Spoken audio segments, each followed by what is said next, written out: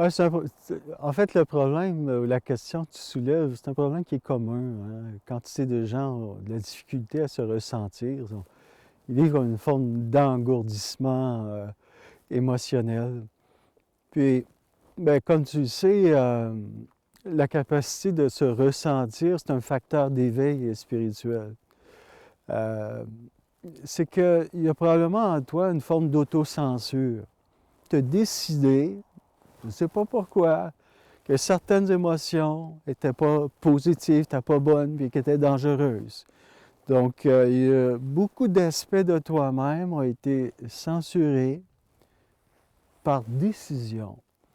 Tu es comme une espèce de bourreau de toi-même, une espèce de juge de toi-même. Puis, je ne sais pas quelle gratification tu tires de te censurer à ce point-là. Alors, qu'est-ce que ça fait, ça, que tu aies de la colère, ou que tu aies de la tristesse, ou que tu sois peiné par quelque chose, ou que tu aies des frustrations?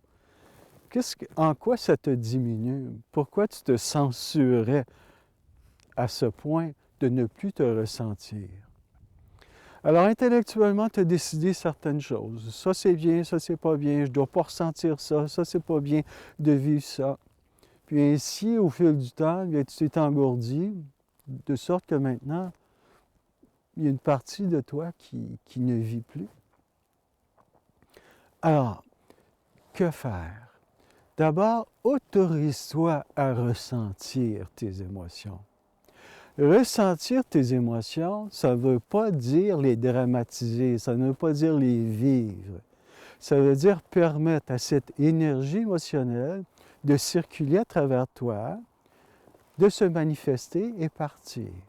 C'est tout ce que ça veut dire. C'est sans danger.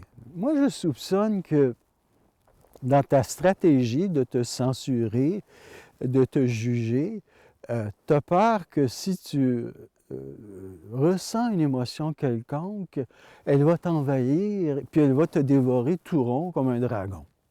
Mais c'est pas ça. L'émotion, si elle est simplement conscientisée puis acceptée, elle va simplement te traverser, comme un coup de vent. Mais ça peut être un coup de vent violent, je l'avoue, mais la violence ou l'intensité de l'émotion, c'est toi qui le décides. Si tu juxtaposes toutes sortes de pensées autour de ces émotions-là, bien, l'émotion devient amplifiée et c'est là qu'elle devient un monstre. Et si tu fais simplement l'accepter, oui, j'ai de la peine, oui, je suis en colère, oui, je suis frustré, oui, c'est normal, eh bien, ça va tout simplement te traverser et partir.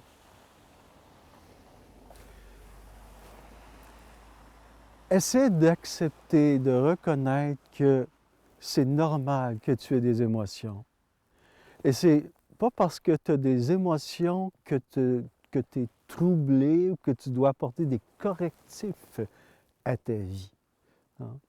Euh, En psychologie moderne, on a tendance à juger les émotions. Puis parce qu'on a des émotions, oh, il y a quelque chose qui ne va pas avec notre vie. Je t'invite à dépasser cette croyance-là, ce concept-là. Euh, En psychologie bouddhiste, on dit plutôt le contraire. Les émotions sont normales. Il s'agit tout simplement de les accepter, accepter finalement les souffrances qui nous traversent. Quand on les refuse, on s'engourdit et une partie de soi s'éteint. Alors, je ne sais pas si ça t'aiguille dans ta démarche, mais pour résumer tout ça, autorise-toi à ressentir ce que tu portes. Au lieu de dire non, dis tout simplement oui. Oui, je vis ceci, oui, je vis cela, oui, j'ai des émotions, oui, j'ai de la peine, de la colère, mais oui, j'ai de la joie, oui, je suis heureux, oui, je suis en amour. Dis oui au lieu de dire non à tout ça.